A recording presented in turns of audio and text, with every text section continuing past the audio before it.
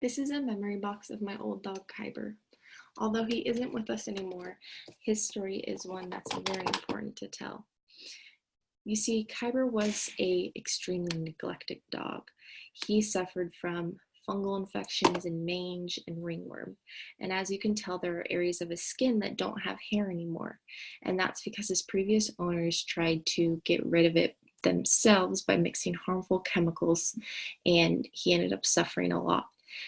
We assumed after failed attempts they gave up, and one day someone saw them drop him off on the side of the road. And luckily, the Humane Society came after that and was able to help him, and they cared for him for months, and then we were able to adopt him.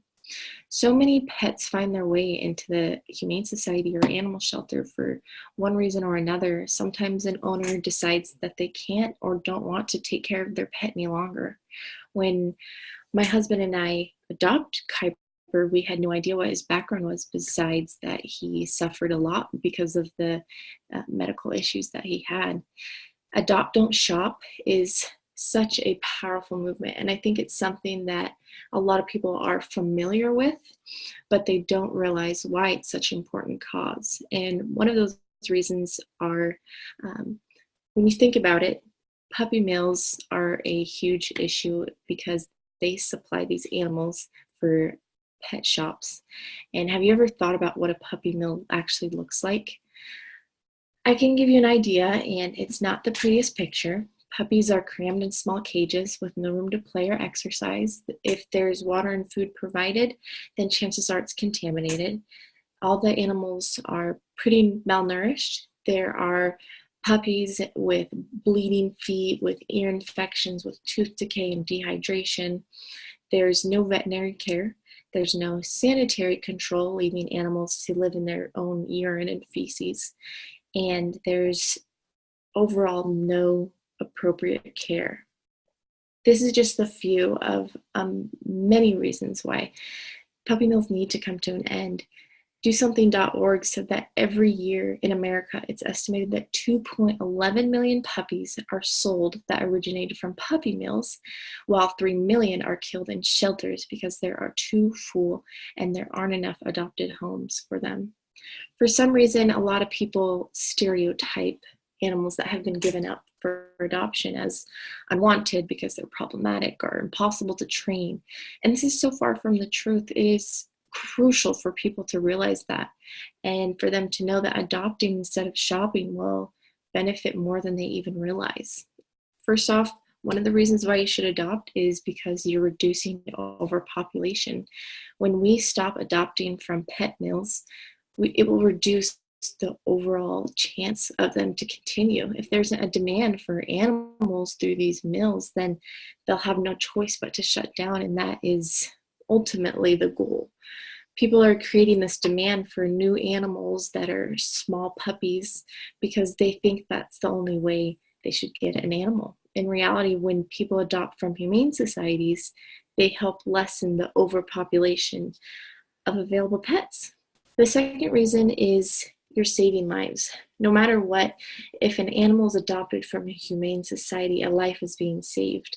The new owners are saving their new pets' lives, but they're also saving other animals' lives because they're making room for the Humane Society to care for more and give these animals the care that they deserve.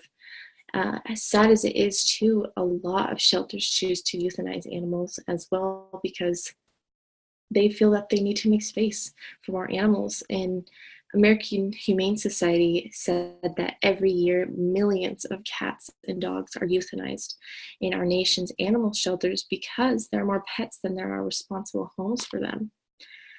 Something to consider is that it's more affordable to adopt from a shelter as well. Although any animal is definitely a financial commitment and anyone should be financially stable before having a pet, shelter animals tend to be a lot more affordable because people spend hundreds of thousands of dollars on purebred animals when there are perfectly loving animals sitting in cages that are waiting to be adopted. It's so important to recognize that a lot of the animals that are in shelters did have previous owners as well. They may be house trained, they may know tricks and commands, so it can be such a cool adventure to figure out your animal and get to know them. While you're adopting, it's important that you are choosing the animal for themselves and not just the breed. And that's something that a lot of people do when using puppy mills, is they want a specific purebred animal. But in animal shelters, you're adopting an animal for who they are.